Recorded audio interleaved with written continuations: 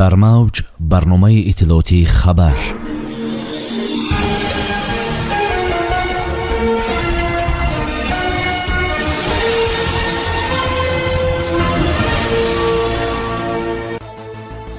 барфрезии зиёд дар Бадахшон ҳайвонҳои нодирро поён овард. таъиноти кадрӣ дар ҳукумати суғд Маъруф Муҳаммадзода вазифаи нав гирифт. вазорати ҳолатҳои фавқулодаи Русия ду тоҷикро барои наҷоти одамон аз оташ қадрдонӣ кард. коҳиши парвозҳо, ширкатҳои ҳавоию фурудгоҳҳо чанд миллиард зарар диданд. Русия умури муҳоҷиратро рақамӣ мекунад. афзоиши фавти эрониён аз COVID-19. шарҳи ин ва дигар хабарҳо бо шумо ҳастам. Муниса Атамуллоева. салом. зимистони имсол сокинони шаҳри Хорух дар теппакӯҳҳо ҳайвоноту паррандагони ваҳширо борҳо мушоҳида карданд, ки қаблан дар ин минтақаҳо мушоҳида карданашон мушкил буд.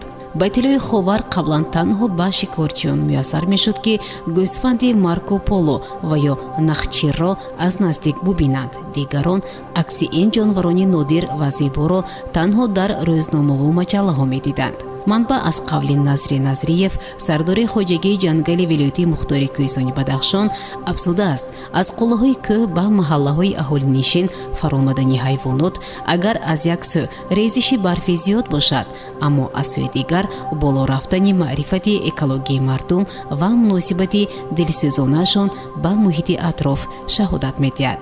дар чанд даҳсолаи охир эҳсос мешавад, ки ҳайвоноту паррандагони ваҳшӣ ба шумоли гӯсфанди кӯҳӣ, нахчир, бузи кӯҳӣ, мурғи ҳилол, капк ва амсоли инҳо аз инсонҳо тарсу ҳарос надоранд, таъкид кардааст Назриев.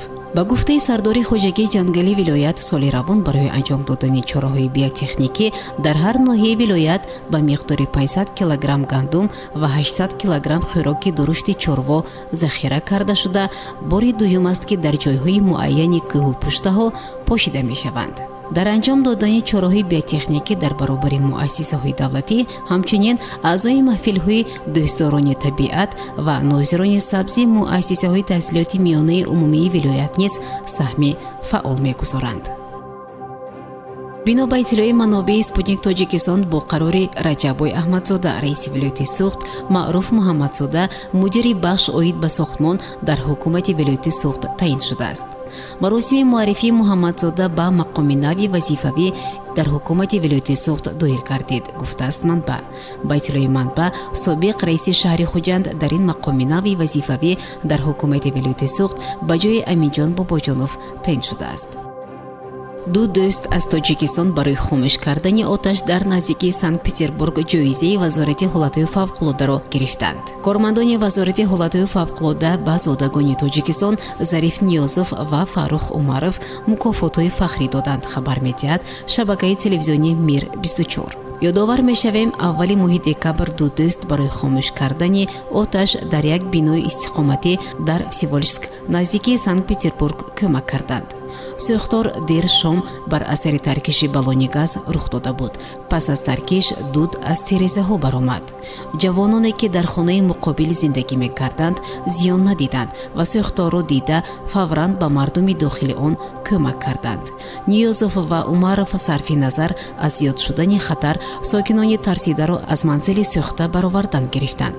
ҳамин тавр тоҷикон тамоми одамонро наҷот доданд.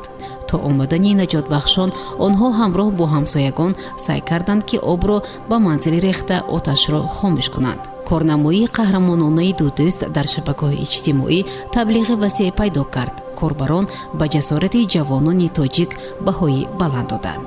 баъдтар кормандони вазорати ҳолатҳои фавқулода бо онҳо тамос гирифта изҳори миннатдорӣ карданд. созмони байналмилалии авиатсияи гражданӣ хабар дод, ки шумораи мусофирони ҳавоӣ дар дохили кишварҳо соли 2020 ҳудуди 50% ва дар масирҳои байналмилалӣ 74% коҳиш ёфтааст. хабаргузори ховар аз қавли ин ниҳод афзудааст ки соли 2020 ҳудуди 1.8 миллиард одамон парвоз карданд ва соли 2019 теъдоди онҳо 4.5 миллиардро ташкил дода буд. зикр шудааст ки аз моҳи январи соли 2020 тадриҷан рӯйхати давлатҳое ки барои вуруд маҳдудият ҷорӣ мекарданд васеъ шуд ва моҳи март ҳаракати мусофирони ҳавоӣ тақрибан қатъ гардид. то моҳи апрел шумораи умумии мусофирони ҳавоӣ дар муқоиса бо сатҳи 2009 то 92% коҳиш ёфт. созмони ҷаҳонии авиатсияи гражданӣ таъкид кардааст ки соли 2020 ширкатҳои ҳавопаймоӣ $370 миллиард фоидаро аз даст доданд.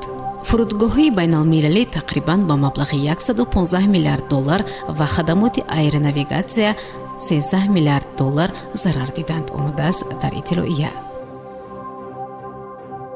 вазорати корҳои дохилии Русия лоиҳаи қонунеро таҳия дорад ки ба рақамсозии низоми муҳоҷирати кишвар равона шудааст.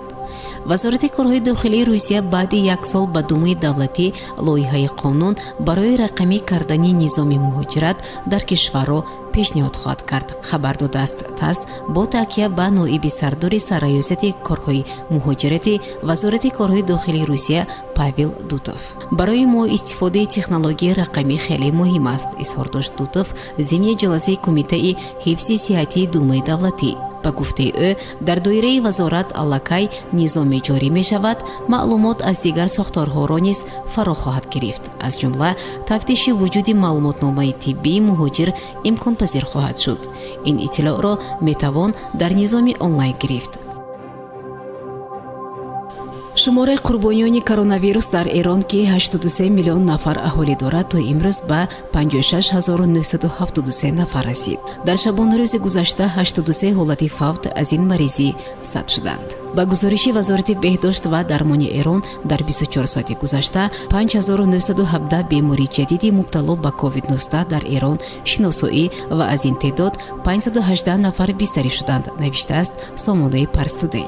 манбаъ афзуд, маҷмӯи беморони мубтало ба вируси корона дар Эрон ба 1,342,134 нафар расидааст ки ҳудуди 1,132,000 нафар аз мубталоён ба ин вирус беҳбуд ёфта аз бемористонҳо мураххас шуданд.